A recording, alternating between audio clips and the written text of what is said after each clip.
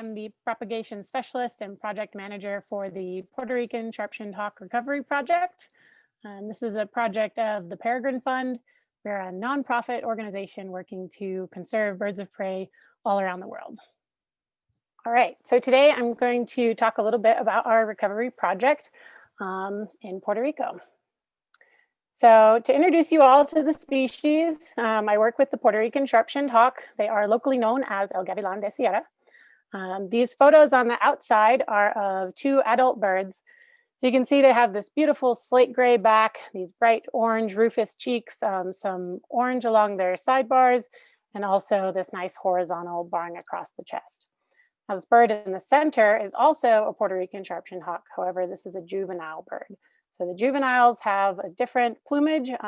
They really need to be able to blend in better with their environment so they can evade predators out in the wild. This species, as with many accipiters, is a forest-dwelling raptor. So they spend most of their time below the canopy. They're pretty secretive. They're quite small. And this subspecies has been listed as endangered since 1994. So they're pretty unique. They are endemic to Puerto Rico as well. So our recovery project was really born out of necessity following the 2017 hurricanes. So this is Hurricanes Irma and Maria. Both of these hurricanes, and in particular Hurricane Maria, caused a lot of substantial damage to the island of Puerto Rico, and especially the forest habitats up in the montane areas in El Toro Negro, Maricao, Quilarte, and La Olimpia. So you can see in some of these photos, a lot of the forest destruction. These birds need really old growth, good structurally sound trees to nest in.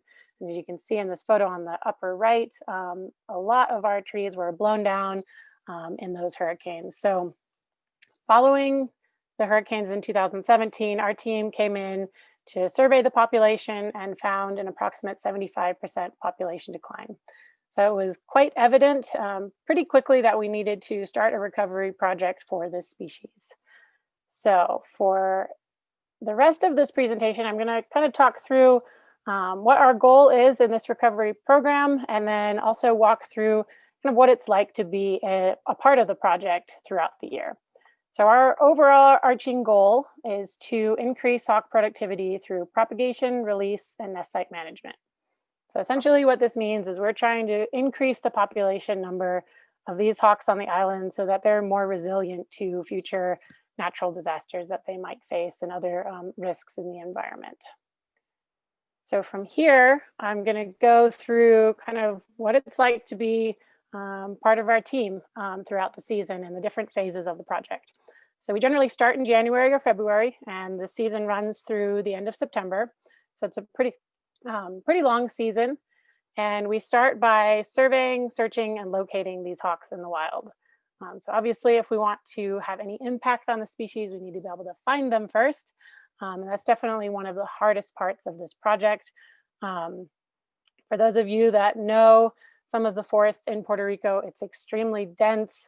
It's really difficult to walk through a lot of this forest habitat, especially after the hurricanes when there's lots of deadfall. There's lots of undergrowth that has come up. I'm a pretty tall person. I'm 5'11", and this photo in the center is me almost above my head with lots of very sharp and terrible ferns that I'm trying to walk through getting to a nest site. So we spend a lot of time out in the forest searching for little patches of good habitat where we can find these hawks nesting. We have a lot of really early mornings, so we generally get up around 4 or 5 a.m. so we can make our way to a field site. We'll do observations for a couple hours looking for these hawks to come out of the canopy. They'll fly up into the skyline and do an aerial courtship display before they dive back into the forest. So we'll spend a couple hours in the morning watching for those displays.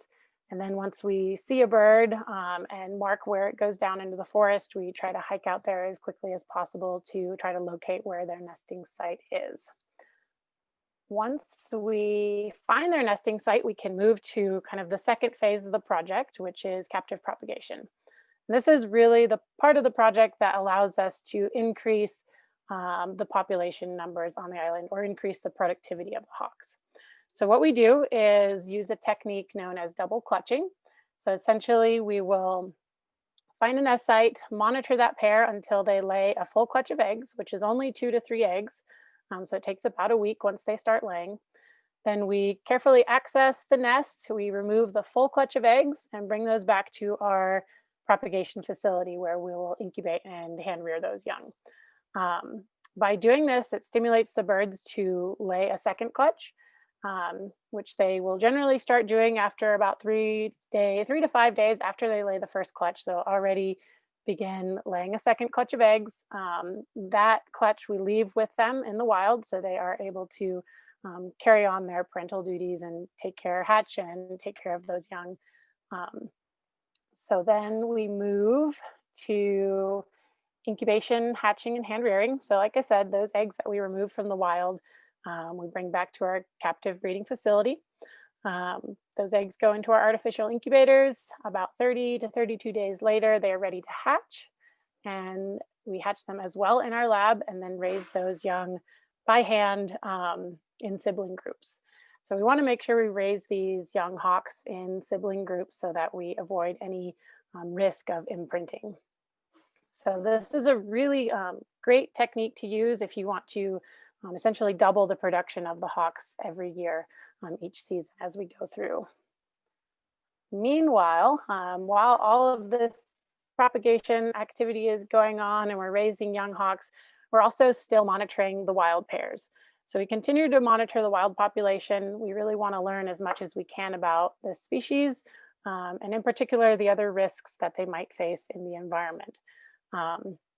So our technicians will hike out to these field sites a couple times a week.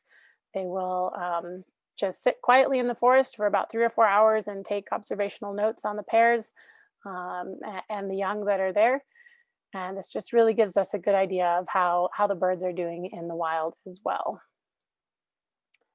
And then finally, our season really wraps up with our release and hand rearing. So our releasing of the hand reared young. So those birds that we hatched in our lab, we then take to our hack site, which is in Adjuntas. This is in partnership with Casa Pueblo, also another really amazing organization on the island. So we will pack up the birds. We all move down to Adjuntas to where we release them. This photo on the right is a picture of our release site, and this is what we call a hack site. Hacking is generally how we release raptors back into the wild. So essentially what we do is provide them food, shelter, protection until they are able to hunt on their own in the wild. We're really lucky with most raptors. This hunting behavior is innate to them. So they don't need to be taught how to hunt on their own. They will just learn it by themselves as long as they're provided with enough food, energy to let them practice and figure it out on their own. So generally this takes about 80 to 100 days for them to become fully independent. Throughout that period, we are monitoring them very closely. We have telemetry on them, so we can track them in the forest, and at almost all times, we know exactly where these individual hawks are.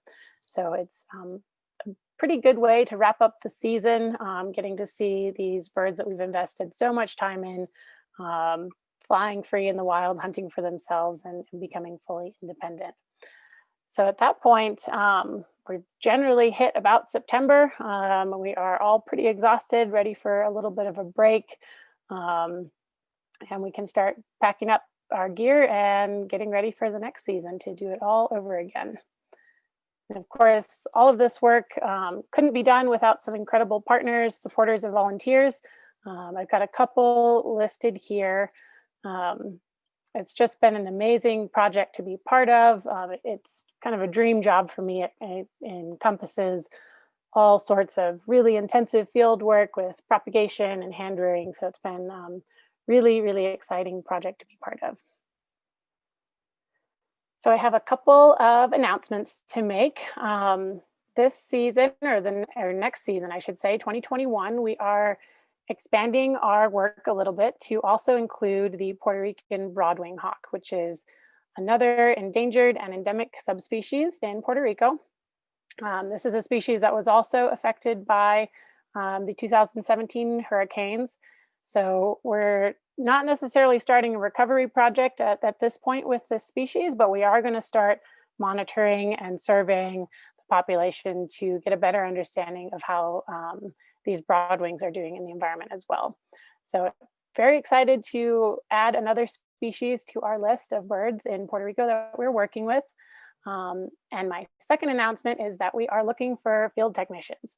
So if you've watched this presentation and you're pretty excited about all the work we're doing out in the field, I encourage you to get in touch with either Melissa Maria or myself. And we've got our emails listed below. Melissa is our field coordinator, and she is one of the best field biologists I've ever worked with. She's just phenomenal. She knows these birds so well. So it's a really great team to be part of. If you send either of us an email, let us know that you're interested in the project. We will be happy to send you the full job description with application details, and you can get in touch with us. So that's all. Thank you.